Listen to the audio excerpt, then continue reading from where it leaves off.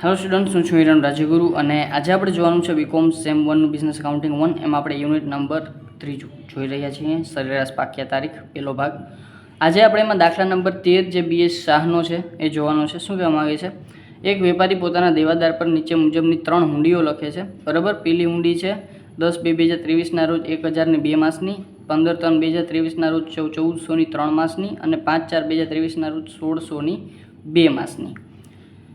આ દેવાદારે 29મી એપ્રિલના રોજ ₹2500 ચૂકવી આપ્યા છે, બરાબર. 29 એપ્રિલના રોજ શું કર્યું છે? ₹2500 ચૂકવી આપ્યા છે અને બાકી ₹1500 તેણે કઈ તારીખે ચૂકવવા જોઈએ કે જેથી તેને કોઈ પણ પક્ષને વ્યાજનું નુકસાન થાય નહીં, બરાબર. એટલે કે એવી આપણે એક એવરેજ ડ્યુ ડેટ અને ફાઇન્ડ આઉટ કરીને દેવાની થાય. જો દેવાદાર બાકીના નાણાં સરેરાશ પાક્યા તારીખે જ ચૂકવવા માગતો હોય અને વ્યાજનો દર 10% હોય તો તેણે કેટલી રકમ ચૂકવવી પડશે? ચાલો, તો આ બે વસ્તુ આપણે ફાઇન્ડ આઉટ કરવાની છે, બરાબર. જો એ ₹1500 કઈ તારીખે ચૂકવવા જોઈએ, બાકીના નાણાં છે એ, અને બીજા નંબરમાં આપણે છે એ સરેરાશ પાક્યા તારીખવાળું કામ છે એ કરવું થાય. ચાલો, તો આ છે એ આપણે દાખલો સ્ટાર્ટ કરીએ. સૌપ્રથમ આપણે છે એ પહેલાં તો સરેરાશ પાક્યા તારીખ ફાઇન્ડ આઉટ કરવાની છે અને ડાયરેક્ટ આપણે ત્યાંથી સ્ટાર્ટ કરીએ. પાક્યા તારીખ,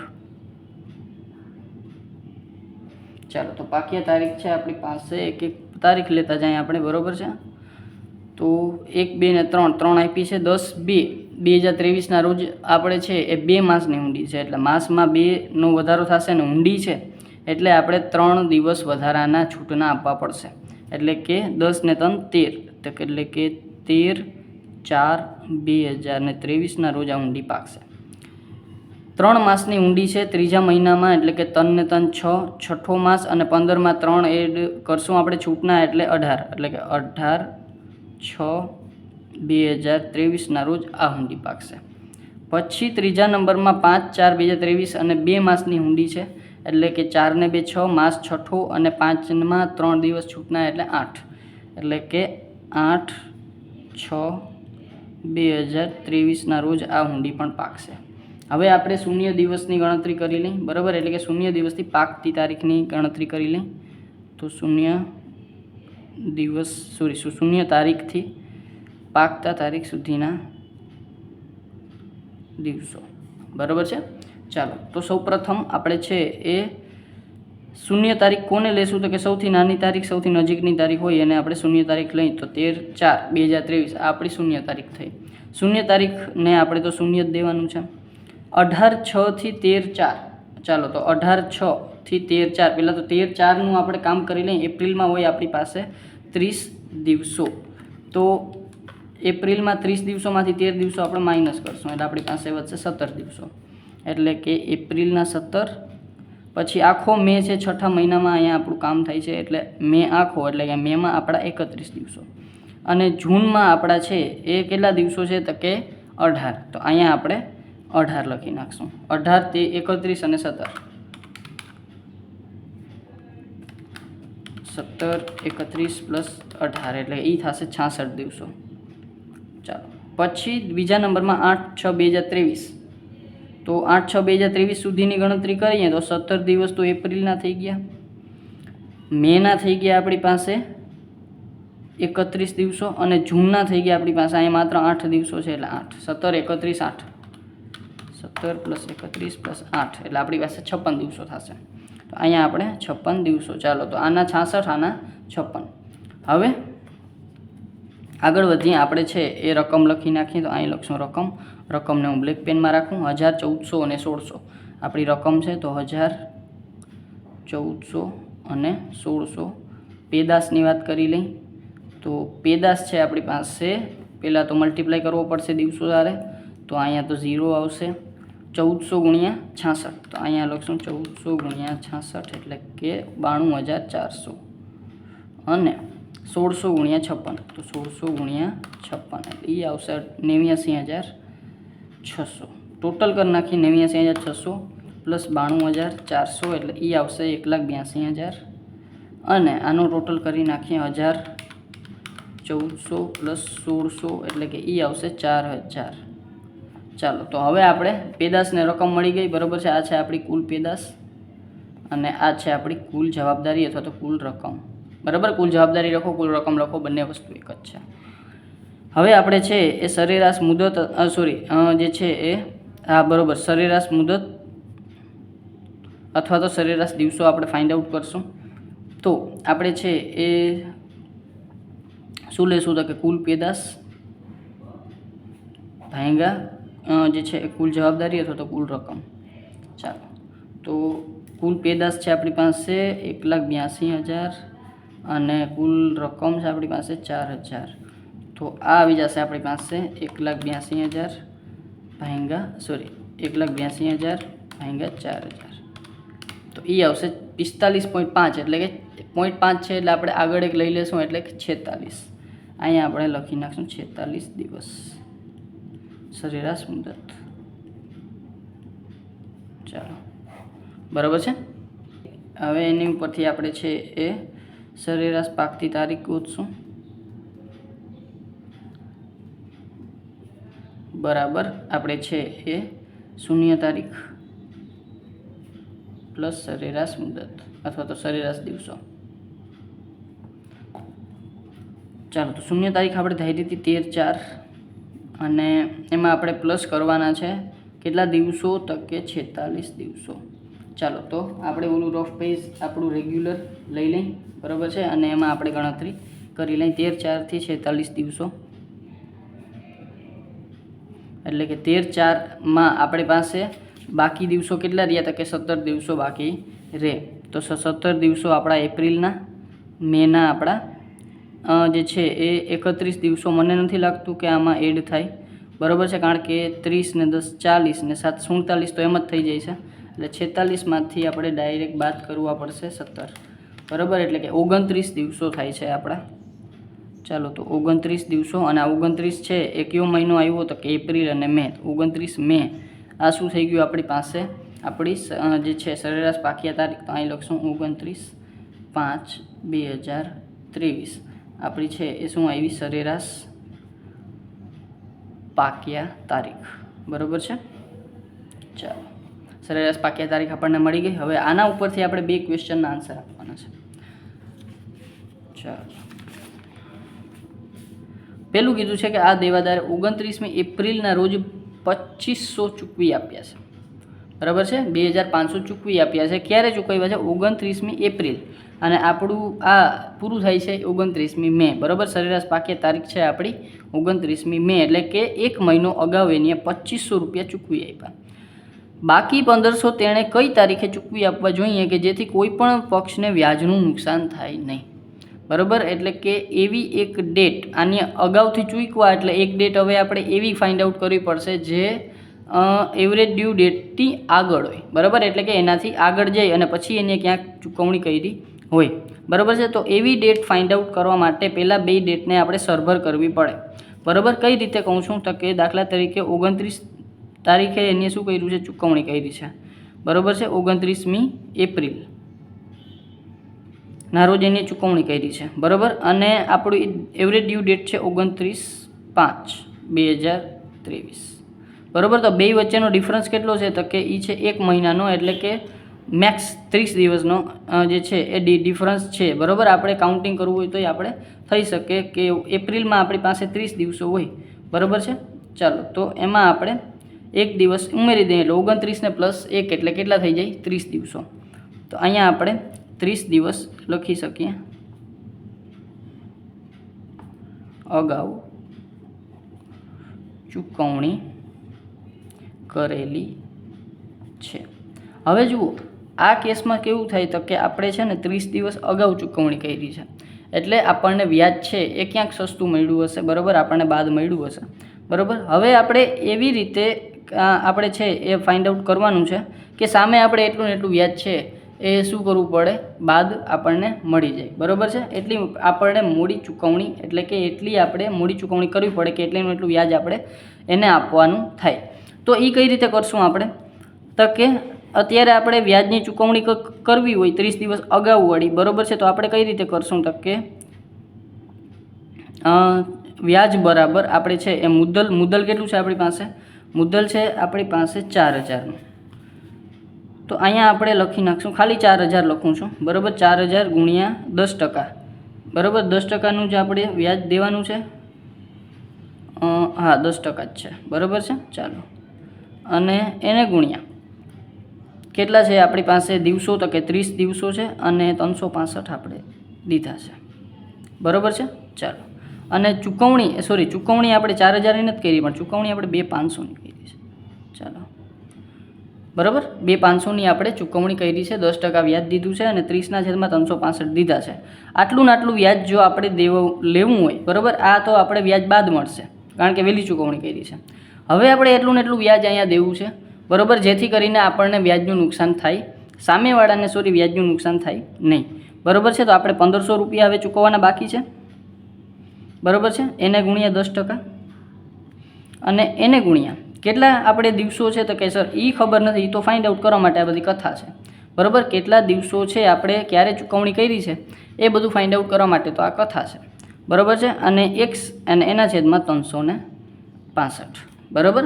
આ બે વ્યાજ છે એ આપણા એવી રીતે હોવા જોઈએ કે જેથી કરીને આ વ્યાજ આપણે એટલું ઓછું ચૂકવ્યું હોય તો એટલું ને એટલું વ્યાજ આપણે અહીંયા ચૂકવવાનું થાય, બરાબર. તો આ બે વ્યાજ આપણા સરખા થાય ત્યારે આપણે એમ કહેવાય કે કોઈને વ્યાજનું નુકસાન થયું નથી. ચાલો, તો હવે પહેલાં તો સામસામે જેટલું સરખું છે ને એ બધું આપણે ઉડાડી દઈએ. તો 10% અહીં સરખા છે, 10% અહીંયા સરખા છે, ઉડી ગયા.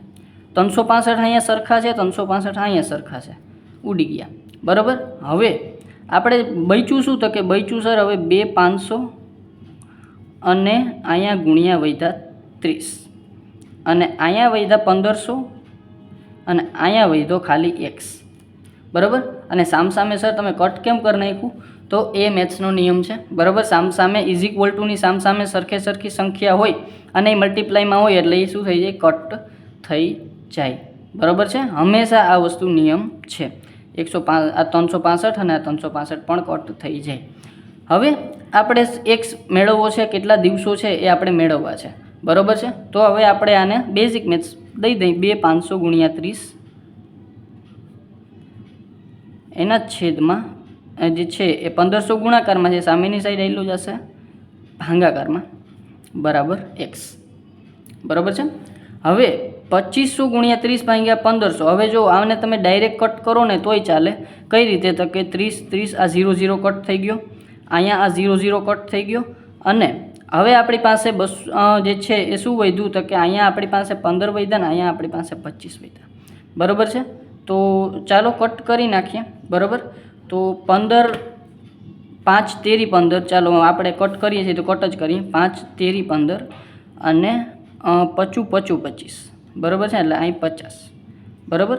પછી આપણે અહીંયા છે એ 3 અને 3 એ પણ ઉડી ગયા, એટલે વધ્યા કેટલા આપણી પાસે 50, બરાબર x. સર આવી રીતે અમને આવડતું નથી તો શું કરીએ, તો કાંઈ નહીં, ડાયરેક્ટ આપણે છે એ 2500 ગુણ્યા 30 ભાગ્યા 1500, ક્યાંય કરવા જવાનું નથી, આવી ગયા 50, બરાબર છે. એટલે કે આ તો આપણે ખાલી છેદ ઉડતા હતા એટલે આપણે જૂની મેથડથી છેદ ઉડાડી નાખ્યા, બરાબર છે. 3 3 પણ કટ કરી નાખ્યા. હવે આ એક સાઈવે આપણી પાસે દિવસો, એટલે કે 50 દિવસ આપણે શું કરવું પડે, મોડી ચૂકવણી કરવી પડે,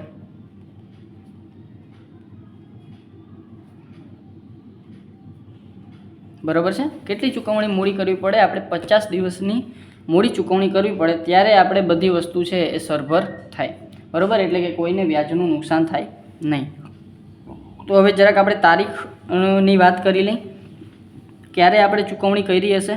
તો આપણે જ્યારે એવરેજ ડ્યુ ડેટ છે એનાથી આપણે 50 દિવસ આગળ છે એ આપણે વધી જવાનું થાય. તો જે છે એ 1500 રૂપિયા ચૂકવણી કરવાની તારીખ આપણે છે એ એવરેજ ડ્યુ ડેટ છે આપણી 29/5, બરાબર છે. અને એમાં પ્લસ આપણે કેટલા કરવા પડે, તો કે 50 દિવસો જે આપણે મોડી ચૂકવણી કરી છે એ, તો 50 દિવસો આમાં આપણે એડ કરી નાખીએ, બરાબર. તો મેના આપણી પાસે મેના 31 દિવસો છે, એટલે અહીંયા જ હું લખી નાખું, બરાબર છે. તો અહીંયા આપણી પાસે મેના કેટલા વધે, તો 31માંથી 29 જાય એટલે 2 દિવસ વધે. જૂન, તો જૂન છે આપણી પાસે, બરાબર. તો જૂનના તો 30 દિવસો હોય છે, બરાબર છે. પછી જુલાઈ, તો જુલાઈ આપણે છે એ આખો આવશે નહીં, કારણ કે 30 અને જુલાઈમાં 31 દિવસો, એટલે 30 ને 30 60 ને 61 દિવસ તો ત્યાં થઈ જાય ને. આપણે માત્ર 50 દિવસ જ લેવાના છે, એટલે 32માંથી 50 આપણે માઇનસ કરીએ એટલે 18 દિવસ વધે, બરાબર. અને 18 છે એ કયા મંથનો આવ્યો? તો કે સર આ મે છે, આ જૂન છે અને આ જુલાઈ છે. તો જુલાઈ આપણો છે એ જુલાઈ કી જુલાઈ આવી ગઈ 18, બરાબર. એટલે કે 18 જુલાઈએ આપણે છે એ ચૂકવણી કરી હશે, અથવા તો ચૂકવણી કરવી જોઈએ, જેથી કરીને કોઈને પણ વ્યાજનું નુકસાન થાય નહીં. તો 18 જુલાઈ, જુલાઈ એટલે કયો મંથ? તો કે જુલાઈ એટલે સર 6થો અને 7મો મંથ. તો અહીંયા 18/7/2023ના રોજ બાકીના 1500 રૂપિયાની ચૂકવણી કરવી પડે.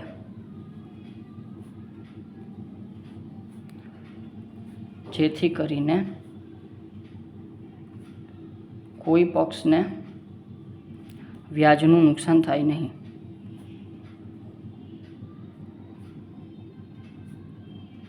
બરાબર છે. ચાલો, આ વસ્તુ થઈ ગઈ. હજી એક વસ્તુ બાકી છે, દાખલો થોડોક લાંબો છે, બરાબર છે.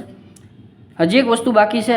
આ વસ્તુ ખબર પડી ગઈ આપણને કે ક્યારે ચૂકવણી કરીએ તો આપણને છે એ બરાબર વસ્તુ થઈ જાય, બરાબર, કોઈને વ્યાજનું નુકસાન ના થાય. પણ હવે જો દેવાદાર બાકીના નાણાં સરેરાશ પાક્યા તારીખે જ ચૂકવવા માગતો હોય, હવે જો 1500 રૂપિયા એ છે એ સરેરાશ પાક્યા તારીખે જે છે એ ચૂકવી દે, બરાબર છે, તો એને કેટલા રૂપિયા ચૂકવવા પડે? બરાબર છે. તો આ વસ્તુ છે. ચાલો, તો અને પછીનો પોઈન્ટ છે કે બાકીના નાણાં સરેરાશ પાક્યા તારીખે ચૂકવાય ત્યારે ચૂકવવી પડતી રકમ. હવે જુઓ, આપણે ખરેખર જે રીતે એને ચૂકવવું છે એ રીતે જો ચૂકવણી કરે તો એને 50 દિવસ પછી ચૂકવણી કરવી પડે, એટલે કે 50 દિવસનું વ્યાજ એને ચૂકવવું પડે, બરાબર છે. પણ હવે એ એમ નથી કરતો. હવે એ શું કરે છે? તો કે 1500 રૂપિયા જે એને બાકી છે ને એ એવરેજ ડ્યુ ડેટને દિવસે જ શું કરે છે? એટલે ચૂકવી દે છે. તો એને શું થાય? તો કે તો એને છે એ જે 50 દિવસો ઉપર એને વ્યાજ છે ને એ ન ચૂકવવું પડે, બરાબર છે. જે એને 50 દિવસ લેટ ચૂકવણી કરી અને એને જે વ્યાજ ચૂકવ્યું છે એ વ્યાજ ખરેખર એને ચૂકવવું પડે નહીં. તો શું કરે? તો કે આપણે પહેલાં વ્યાજની ગણતરી કરી લઈ, બરાબર છે. એટલે કે 50 દિવસ આપણે છે પહેલાં લખી લઈ થોડુંક કે જે છે એ સમય અથવા તો સરેરાશ પાક્યા તારીખે ચૂકવણી કરતાં જે છે એ વહેલી ચૂકવણી થાય છે.